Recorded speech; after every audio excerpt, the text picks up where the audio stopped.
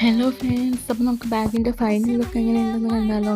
ഫുള്ളായിട്ടും black beads വെച്ചിട്ടാണ് cover ചെയ്തിരിക്കുന്നത്.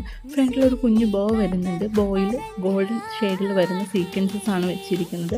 പിന്നെ 2 പപ്പിക്കുട്ടിയുടെ ചെവി പോലത്തെ 2 ചെവിയും വരുന്നുണ്ട്. അതിൽ വൈറ്റ് ബീഡ്സ് വെച്ചിട്ടാണ് കവർ ചെയ്തിരിക്കുന്നത്. അതിനറ്റത്തായിട്ട് സ്റ്റോൺ ചെയിനും വെച്ചിട്ടുണ്ട്.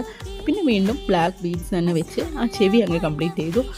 എല്ലാം ചെയ്ത് കഴിഞ്ഞപ്പോൾ ഒരു കംപ്ലീറ്റ് അല്ലാത്തൊരു ഫീല് തോന്നി. അതുകൊണ്ട് തന്നെ ഒരു കുഞ്ഞു നോസും കൂടെ വെച്ച് കൊടുത്തു. ഒരു വലിയ വൈറ്റ് ബീഡ്സ് എടുത്ത് സെൻറ്ററിലൊരു നോസ് പോലെ വെച്ച് കൊടുത്തു.